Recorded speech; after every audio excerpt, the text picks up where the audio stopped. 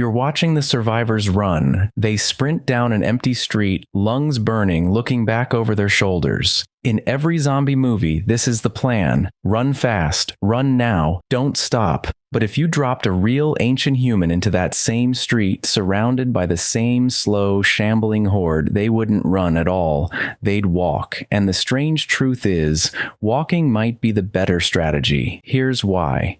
You think survival means speed. Fast feet, fast reflexes, fast decisions. That's the Hollywood version. The real version, the one written into your body over millions of years, is almost the opposite. Your ancestors weren't built to win a sprint. They were built to win a marathon, a very, very long one. Picture the African savanna around 2 million years ago. No claws, no fangs, no fur thick enough to matter. Just a slow, soft-skinned primate walking upright under a brutal sun.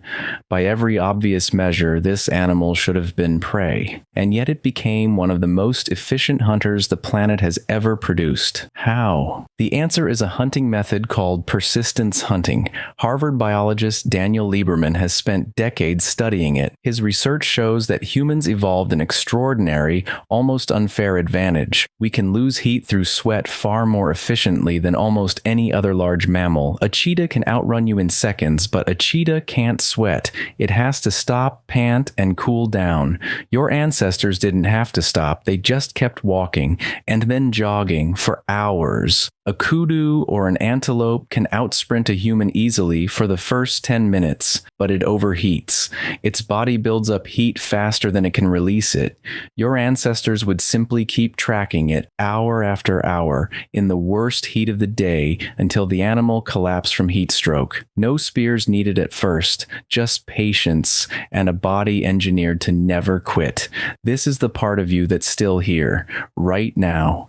Your long legs, your spring-loaded Achilles tendon, your millions of sweat glands, the way your head stays level when your body bounces, all of it was shaped by tens of thousands of generations of exactly this kind of pursuit.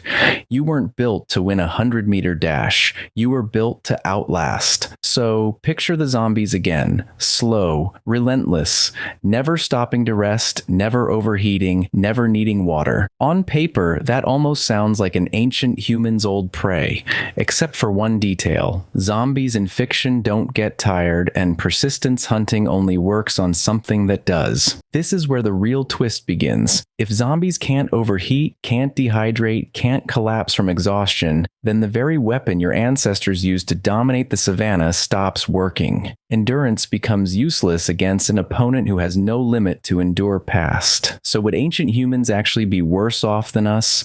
Not exactly, because endurance was never their only weapon.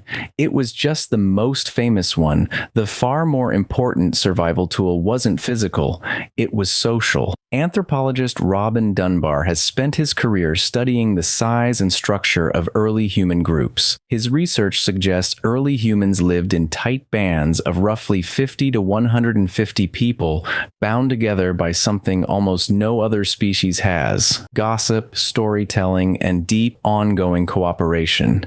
Every member of the group knew the terrain, knew which caves had 2 exits, knew which rivers could be crossed and which couldn't, knew instinctively how to read danger in another person's face before a word was even spoken.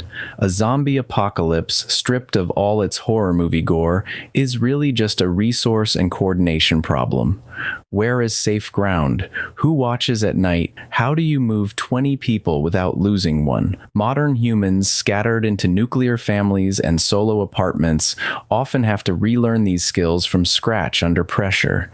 Ancient humans were already living it.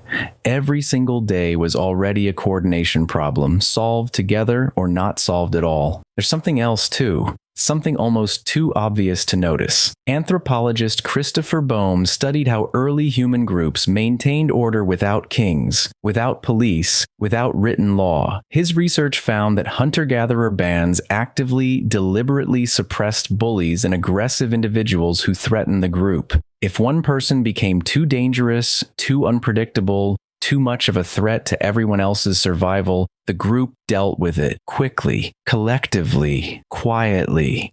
That instinct didn't disappear. It's still sitting in you right now every time you size up a stranger walking toward you at night, every time a group chat falls suddenly silent because someone crossed a line, every time you feel the pull to warn a friend about someone off. That's not paranoia. That's 50,000 generations of pattern recognition still running in the background of your nervous system. So let's actually answer the question, how long would ancient humans last? Longer than you'd think, but maybe not for the reason you'd expect. Not because they could fight off a horde with spears, though they certainly could craft and use deadly tools faster than most modern humans could improvise one. Not because they could outrun anything, because, as we've seen, pure endurance fails against an enemy that never tires. They would last because they already knew how to live like this. Constant vigilance, constant cooperation, constant awareness that the world outside the firelight could kill you and that the only real defense was each other. Modern life has slowly stripped that instinct away, replaced it with locked doors and solo commutes and the quiet assumption that someone else, somewhere, is handling the danger. Ancient humans never had that luxury. The danger was always handled by the group because it had to be. There's a study often cited in evolutionary psychology that found something curious about modern humans under sudden stress. When people are placed in unfamiliar, threatening situations, they overwhelmingly default to seeking out other people first, before seeking shelter, before seeking weapons, before anything else. The instinct to find your group activates before almost any other survival behavior. That instinct is ancient. It's older than fire. It's older than language. It might be the single oldest survival tool you carry. So maybe the zombie horde was never the real test. Maybe it's a costume for something simpler. A world where you can't trust strangers, where resources are scarce, where every decision matters and there's no one coming to save you. That world isn't fictional. Your ancestors lived in some version of it for almost the entirety of human history. The zombies are new. The fear underneath them is not. Think about that. The next time you watch someone in a movie sprinting alone down an empty street, chest heaving, completely isolated, your ancestors would have watched that scene and felt something closer to dread than excitement, not because of the monsters chasing him, because he was alone.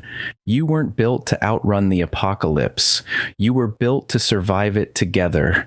And somewhere underneath the locked doors and the solo commutes and the quiet modern belief that you can handle anything by yourself, that old instinct is still there, waiting, watching the street, counting how many people are running beside you.